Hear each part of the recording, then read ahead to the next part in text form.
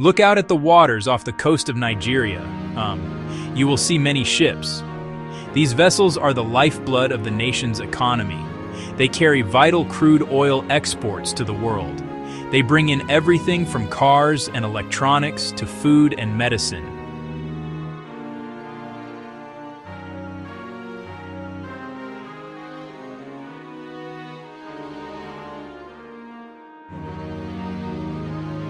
These ships move goods worth billions of dollars every single year, connecting Nigeria to the global marketplace. They are a constant presence, a moving city on the horizon. But there is something most people don't see. A crucial detail is hidden in plain sight. Almost none of these ships are Nigerian. This is a startling fact for a maritime nation of over 200 million people. The vast majority of vessels operating in Nigerian waters are owned and operated by foreign companies. Data from maritime authorities shows a staggering imbalance. More than 90% of the cargo lifted from Nigerian ports is carried on foreign-owned ships. Think about that for a moment. For every 10 ships you see, 9 of them belong to international firms. It gets even more specific when we look at the type of trade.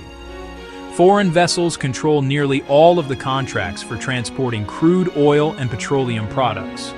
This situation has been the reality for decades, an accepted norm that few question or understand. Nigeria has a law, the Cabotage Act of 2003, which was designed to reserve this domestic trade for Nigerian-owned vessels. The goal was to build local capacity and create jobs. However, more than 2 decades later, foreign ships still control a significant portion of this internal shipping business. They operate through waivers and loopholes, continuing their reign over the very waters that should be a protected market for local entrepreneurs. Why does a country with such a long coastline and a massive population rely so heavily on outsiders to manage its own maritime trade? Answering this question is the first step toward understanding the challenges and opportunities that lie hidden beneath the waves. But its effects are felt by every single Nigerian, every single day. It directly impacts your wallet, your job prospects, and the overall health of the national economy. When foreign companies control shipping, the massive profits generated from this business leave the country. This is money that could have been reinvested in Nigeria. It could have been used to build better schools, hospitals, and roads. The lack of a strong local shipping industry also means a massive loss of jobs. A single large vessel requires a wide range of skilled professionals, captains, engineers, deckhands, and technicians. Beyond the ship itself, a thriving maritime sector creates countless jobs on shore. Logistics managers, port agents, maritime lawyers, and vessel repair specialists. By allowing foreign companies to dominate, we are essentially exporting these employment opportunities. Furthermore, this situation poses a significant risk to our national security and economic stability. In times of global crisis, political disputes, or even simple changes in international shipping priorities, these foreign companies could withdraw their services. Imagine a scenario where Nigeria cannot export its oil or import essential goods simply because foreign ship owners decide it is not in their interest. This over-reliance puts the control of our economic destiny in the hands of others, a risky position for any sovereign nation. It is about empowering Nigerian entrepreneurs to enter and succeed in the maritime sector. The journey to change begins with knowledge, and by the end of this series you will understand not just the why, but also the how we can turn the tide. In 2003, the government passed the Coastal and Inland Shipping Cabotage Act. The law stated that all vessels engaged in domestic coastal trade must be built in Nigeria, owned by Nigerians, crewed by Nigerian citizens. This was meant to be a protective wall, a legal fortress to nurture a local shipping industry. The Cabotage Act contained a critical clause, a section that would become its greatest weakness. But in practice, it became a massive, gaping loophole. What was meant to be an exception soon became the rule. Because foreign vessels could easily obtain waivers to operate, there was less incentive for Nigerian investors to buy or build their own ships. Nigerian ship owners would face another towering obstacle: the incredibly high cost of operating in their own country. One of the biggest drivers of this high cost is the price of security.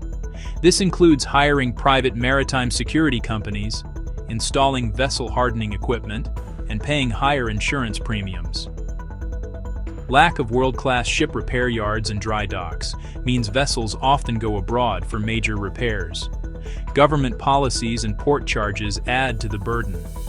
Customs duties, port authority charges, and various inspection fees.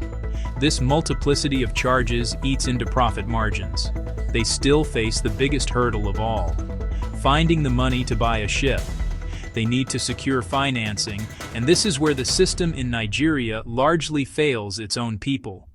Nigerian banks often view ship acquisition as an exceptionally high-risk investment. As a result, banks that are willing to consider a shipping loan demand extremely high interest rates, often over 20%. They also require short repayment periods, sometimes as little as 5 years. In contrast, foreign ship owners often have access to international financial markets. They can secure loans from European or Asian banks at very low single-digit interest rates, such as the Cabotage Vessel Financing Fund, the CVFF. However, for almost 2 decades, the fund has been collected but has not been disbursed to its intended beneficiaries. Billions of naira have accumulated, yet not a single ship has been financed through the fund. The country's primary ports, especially in Lagos, are notoriously congested. Ships can wait for weeks at anchorage just to get a berth to dock and unload their cargo. This waiting time is not free. A ship costs thousands of dollars per day to operate, whether it is moving or standing still. The physical infrastructure within the ports is also a major challenge. Decades of underinvestment have resulted in aging quays, insufficient cargo handling equipment, and limited storage space. Once the cargo is off the ship, it faces another bottleneck: poor road networks leading out of the port. The infamous gridlock around the Apapa and Tin Can Island ports in Lagos can cause trucks to be stuck for days or even weeks, just trying to enter or exit the port area. The final piece explaining foreign dominance is Nigeria's critical shortage of maritime professionals: captains, chief engineers, specialized officers. For decades, maritime training institutions have been underfunded. Curricula are outdated. With very few Nigerian-owned ships, cadets struggle to get sea time placements. It's a catch-22. No sea time, no job. No job, no sea time. So they hire from the Philippines, India, Eastern Europe. When Nigerians are hired, they are often in junior roles. Senior positions reserved for expatriates: captain, chief engineer. That prevents Nigerians gaining command-level experience. Even if Nigeria acquired a fleet tomorrow, it would still struggle to find enough skilled citizens, reinforcing dependence on foreign expertise. While Lagos dominates general cargo, the ports in Nigeria's eastern delta region, particularly Port Harcourt and the nearby Own Port, serve a different but equally vital role. They form the primary gateway for the nation's oil and gas industry. But the eastern ports face serious challenges. Security has been the primary concern. Hinterland access also presents difficulties, different from Lagos's gridlock. Let's follow a typical import journey for a standard container. Imagine 2 identical containers leaving a port in Shanghai, China. One is destined for Lagos, and the other for Port Harcourt. The vessel heading to Lagos might spend an average of 14 days waiting at anchorage before it gets a berth, whereas the vessel bound for Port Harcourt might only wait for 4 days. The 10 extra days of waiting in Lagos add approximately $400,000 to the vessel's operational cost for that single voyage. It manifests as port congestion surcharges, which are added to the freight cost for all cargo going to that port. So, for the Lagos container, the total time from arrival in Nigerian waters to exiting the port is about 27 days. For the Port Harcourt container, it's 11 days. The goods arriving through Lagos are therefore 25% more expensive and took over 2 weeks longer to get to the market. The chaos at Lagos ports and the high costs there act as a high barrier to entry. Only major global carriers with deep pockets can consistently operate there. A small Nigerian startup with a single chartered vessel would be financially crippled by a 2-week wait at the Lagos anchorage. It creates a closed ecosystem where specialized foreign vessel owners serve specialized foreign oil companies, leaving very little room for new Nigerian entrants to break in. The most valuable segments of the maritime market are effectively carved up and controlled by foreign interests.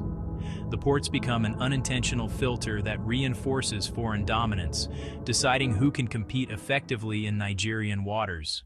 You can start a profitable shipping business with as little as 500,000 naira. The key is to think smaller and smarter. One of the most accessible starting points is the business of ship chandling. Your initial capital of 500,000 naira can be used to register your business, create a simple website, and secure your first few supply orders. Another low capital entry point is small-scale freight forwarding or clearing. This person is the ship agent. The ship agent is the vessel's local representative, the vital link between the ship's captain and the complex world of the port. They secure a berth, file declarations, arrange a pilot, they oversee loading, and arrange supplies or repairs. To start an agency, you need experience more than capital. Work for an established agency, learn the ropes, and build a network in the port community. Understanding these common pitfalls is the first step to navigating around them. Underestimating the need for deep operational knowledge, poor financial management, the tendency to go it alone, ignoring regulatory compliance, failing to identify a specific niche. To truly turn the tide, government and policymakers must create a supportive environment. Quick wins, transparent disbursement of the Cabotage Vessel Financing Fund, urgent reform of the waiver system. In the long term, invest in maritime training and develop our own ship repair and building infrastructure.